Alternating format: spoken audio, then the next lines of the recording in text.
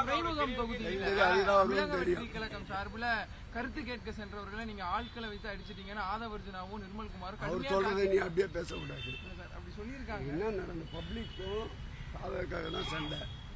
எந்த ஊடகமாவது நீங்க பொதுமக்கள் பாதிக்கப்பட்டு தாக்குதலுக்கு உள்ளாக்கப்பட்டு ராஜீவ்காந்தி மருத்துவமனையில் சிகிச்சை பெற்று வருகிறார்கள். அதை குறித்து யாராவது பேட்டி எடுத்து போட்டீர்களா? வெறும் அவர்கள் சொன்னதையே பதிவு செய்கிறீர்கள்.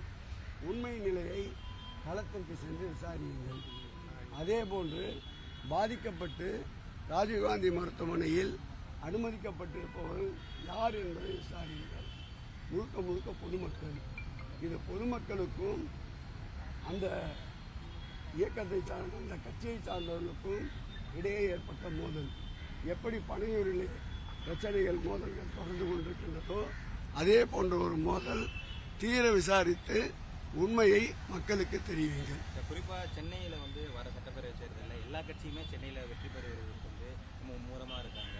சென்னையில திமுகவின் இருவர்ண கொடிதான் கொட்டடி வீசி பறக்கும். கிழக்கு சூரியன் குறிக்கின்ற இடம். ஆகவே சூரியனை சின்னமாக கொண்டிருக்கின்ற இந்த இயக்கம்தான் சுடரொளி வீசி பறக்கும். செயின்ட் ஜார்ஜ் கோட்டை என்னாலும் எங்கள் முதல்வர் வசம். அது எந்த சக்தியாலும் தடுக்கும். சென்னையில் அனைத்து தொகுதிகளுமே திமுக 22 தொகுதிகளிலும் மாண்புமிகு முதலமைச்சர் அவர்களுடைய வெற்றி கொடிதான் பறக்கும். அப்பாவே ஒரு வச்சுக்கிட்டு இல்லை, ஒரு கட்சி வேற வச்சுட்டு இருக்காரு. அதுக்கு வேற கேள்வி கேட்டுனா அதுக்கு வேற பதில் சொல்லின்னு இருக்கணும். கதறாருங்க. பாவமா இருக்கு அவரை பார்த்தா. கருத்து கேட்புங்கிற பிரச்சனை மக்கள் மீது தாவேக்கனார் தாக்குறாங்கிறத எடுத்துக்கலாமா சார்? இல்ல, நீங்க போய் உண்மையை விசாரிங்கன்ற.